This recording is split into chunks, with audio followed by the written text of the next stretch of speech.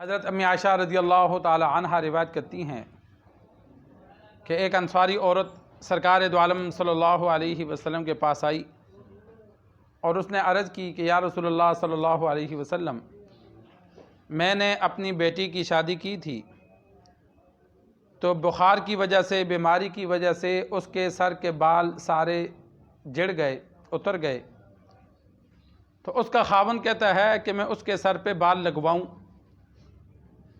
تو سرکار دو عالم صلی اللہ علیہ وسلم نے فرمایا نہیں، جو عورتیں دوسری عورتوں کے بال سر پہ ملاتی ہیں ان پر اللہ کی لعنت ہے۔ امام بخاری رحمہ اللہ نے اس حدیث کو بطور دلیل کے نقل کیا کہ عورت جو ہے، بیوی جو ہے، وہ خاوند کی اطاعت کرے گی لیکن جائز کاموں میں۔ جو کام شریعت کے خلاف ہیں تو ان میں خاوند کی اطاعت نہیں کرے گی۔ تو یہ حکم بیوی کے لیے نہیں ہے، یہ حکم ہر ماتحت کے لیے ہے۔ اولاد ہے، شاگرد ہیں، ملازم ہیں، کسی بھی عہدے میں رہنے والے جو اس کے ماتحت لوگ ہیں، تو سب ماتحتوں کے لیے یہ حکم ہے کہ اپنے بڑوں کا حکم جائز کاموں میں ماننا ہے، ناجائز کاموں میں نہیں ماننا۔ لا طاعۃ لمخلوق فی معصیۃ الخالق، آپ صلی اللہ علیہ وسلم کا فرمان ہے کہ مخلوق کی اطاعت اللہ کی نافرمانی میں جائز نہیں ہے۔ تو بیوی کو بھی یہ حکم ہے کہ جو خاوند جائز کام کہے تو اس میں اطاعت کی جائے۔ خاوند کوئی بھی صورت پیش آ جائے جو ناجائز ہو، دین کے خلاف ہو، اس کا عورت انکار کرے۔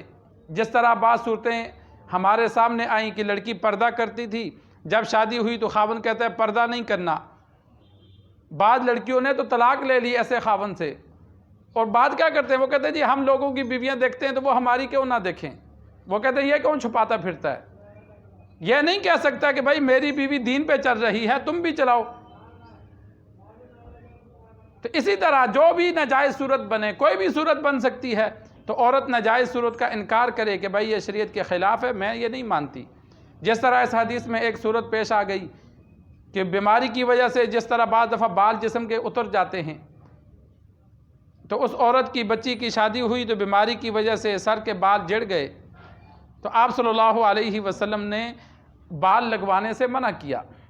علماء نے لکھا ہے کہ انسان کے بال لگانا یہ جائز نہیں ہے۔ جانوروں کے بال لگانا یا داغا وغیرہ بالوں میں ملا کر، جس طرح بعض بچیوں کے بال چھوٹے ہوتے ہیں تو وہ اس میں داغا وغیرہ لگا کر وہ مہندیاں کرتی ہیں، تو داغا وغیرہ لگانا یا جانوروں کے بال استعمال کرنا یہ منع نہیں ہے، لیکن دوسری عورتوں کے بال لے کر اپنے بالوں میں ملانا یہ منع ہے۔ اور اسی طرح بالوں کی خرید و فروخت بھی منع ہے۔ انسان کے جسم کا کوئی بھی عضو ہے، اس کا لین دین کاروبار کرنا یہ جائز نہیں ہے۔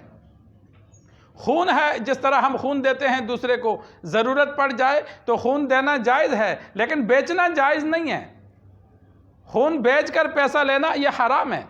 خون دینا جائز ہے، خرچہ لیا جا سکتا ہے۔ کوئی غریب ہے، بندہ کہتا ہے یار ہاسپٹل آنے جانے کا کرایہ دے دینا، آنے جانے کا خرچہ لینا، یا بلڈ بینک والے بسا اوقات خون جمع کرتے ہیں تو وہ بوتل دیتے وقت یہ کہیں کہ بھائی ہمارا خرچہ ہوتا ہے، فریج میں رکھنا ہے، ملازم کو تنخواہ دینی ہے، ہم اس کے پیسے لیتے ہیں، یہ جائز ہے۔